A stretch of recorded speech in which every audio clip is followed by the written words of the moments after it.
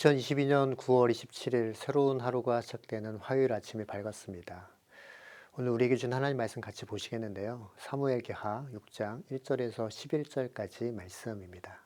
하나님 말씀 같이 보시겠습니다. 다윗이 다시 이스라엘에서 정병 3만 명을 징집하여서 그들을 모두 이끌고 유다의 바알라로 올라갔다.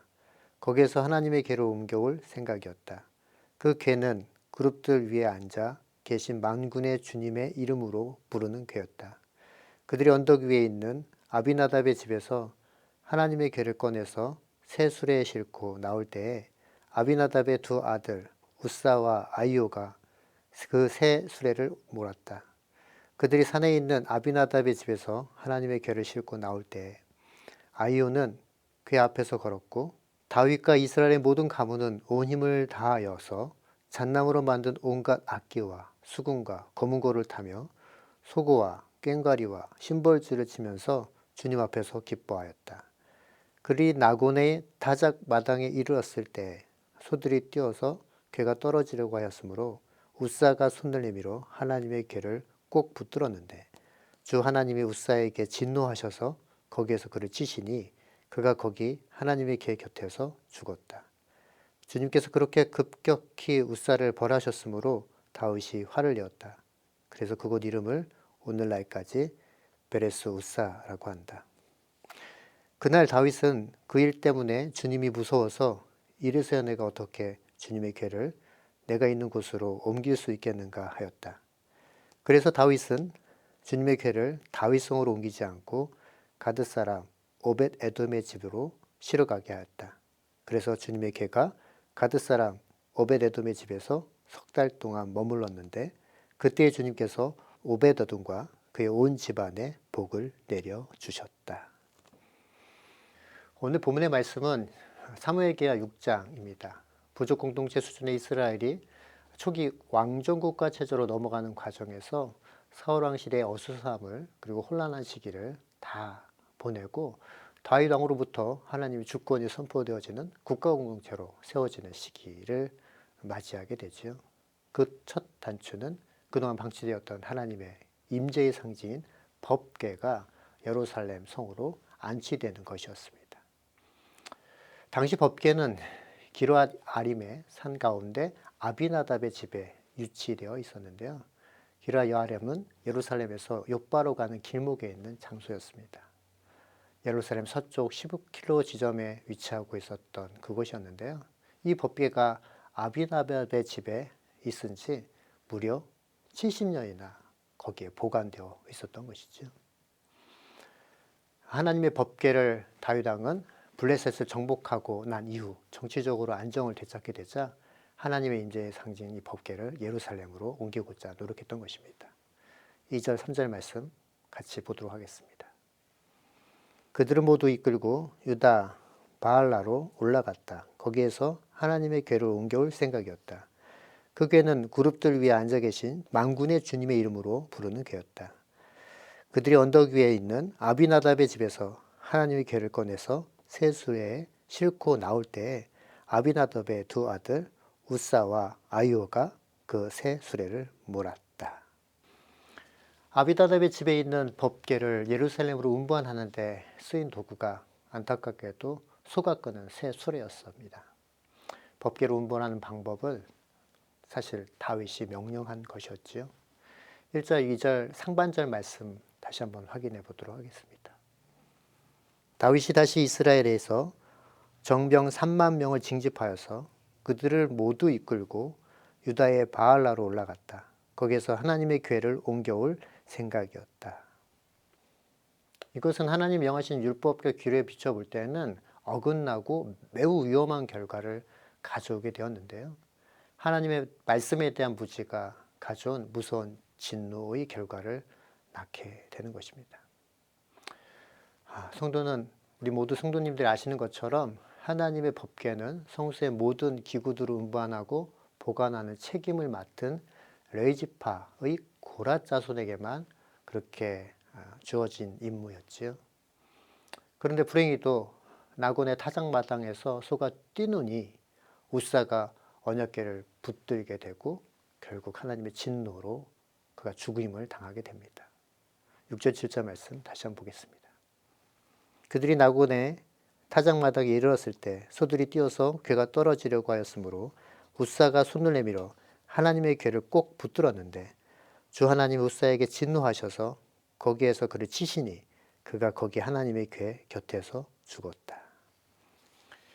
이 사건은 처음부터 하나님의 율법에 명시된 것과 다르게 괴를 사람의 어깨가 아닌 짐승에게 그 수단이 수레로 운반하는 데서 발생하게 되었죠. 결정적인 실수가 있었던 것입니다. 사실 다윗 주변에서 그 수행하는 사람들 중에 하나님의 말씀을 제대로 아는 사람이 한 사람이라도 알고 있고 그것을 이해하고 있어서 법궤 울번은 그렇게 하는 것이 아니라고 그렇게 적어도 지적하는 사람이 있었더라면 이런 경사스러운 일에 우사가 죽는 이러한 일은 없었을 것입니다. 그리고 다윗이 수많은 백성들 앞에서 망신을 당하지도 않을 수 있었던 것이죠. 하지만 불행하게도 다윗은 이전에 블레셋 사람이 하나님의 언약궤를 탈취하여 재앙을 당해 두려움에 떨며 언약궤를 돌려 보냈던 방법을 따라서 언약궤를 나르려고 했던 것이 문제였던 것입니다. 다시 말씀드리지만 하나님 말씀에 대한 무지의 결과였던 것이죠. 이사야서 5장 13절을 개역개정 성경으로 읽어드리도록 하겠습니다. 그러므로 내 백성이 무지함으로 말미암아 사로잡힐 것이요 그들의 귀한 자는 굶주릴 것이요 무리는 목마를 것이라. 사랑하는 성도 여러분, 속도보다 중요한 것은 방향이죠. 속도가 아무리 빨라도 방향이 틀리면 결국 다 소용없는 짓이 되는 것입니다. 하나님 말씀에 대한 무지가 결국 그 지식이 없으므로 다윗은 아무리 열심히 하려고 했지만 오히려 그것이 다윗에게는 해가 되었던 것입니다. 우리도 이렇게 실수할 수 있습니다. 잘 몰라서 죄를 범하게 될 때가 참으로 많지요. 근데 사랑하는 성도 여러분, 즉시 일어나 하나님 말씀 앞으로 나아가셔야 됩니다. 그럴 때 하나님이 주시는 다시 한 번의 기회로 위로와 평강을 다시 회복할 수 있고 누릴 수 있는 것이지요.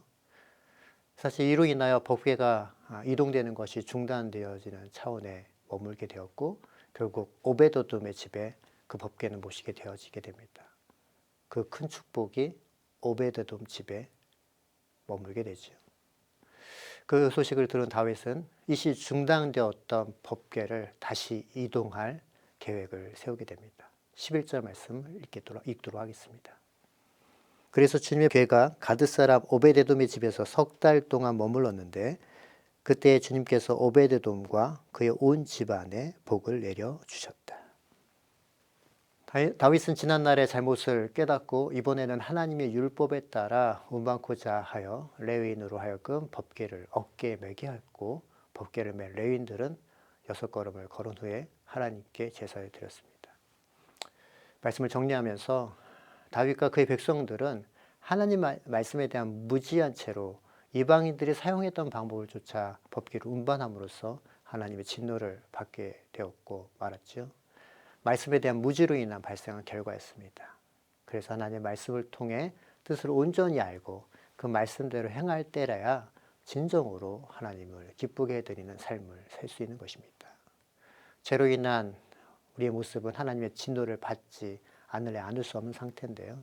그러나 주님을 온전하게 의지하고 다시 주의 말씀에 따라서 우리 삶을 살아갈 때 주님께서는 다시 은혜를 허락하시는 것입니다. 오늘 이 아침 성령 하나님께 묻는 이 아침 되었으면 좋겠습니다.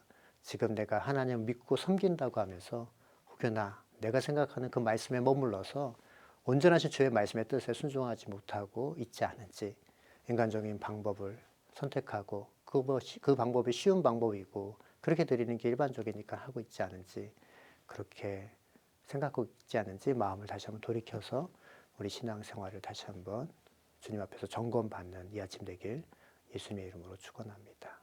기도하겠습니다. 사랑하는 풍성하신 아버지 하나님, 오늘 말씀을 통해서 다시 한번 우리 마음의 옷깃을 여밉니다. 내 생각대로, 내 계획대로, 내 느낌대로 주님을 섬기는 것이 아니라 하나님 말씀에 따라 우리의 삶을 조정하고 그 기준에 따라 살아가는 하나님의 사람들 우리 모두가 되게 하여 주옵소서. 내 기준이 아닌 하나님의 말씀을 따라 살아가게 하여 주시고 그래서 주의 말씀이 내 발의 등이요 내 길의 빛이니이다라고 고백했던 그 다윗의 고백처럼 우리 삶 가운데 주의 말씀 의지하고 그 뜻대로 반응하고 또 그 방향대로 달려가는 하나님의 사람들 다 되게 하여 주옵소서. 오늘 하루의 삶을 주님께 그렇게 의탁하며 살아계신 예수 그리스도의 이름으로 감사하며 기도드립니다. 아멘.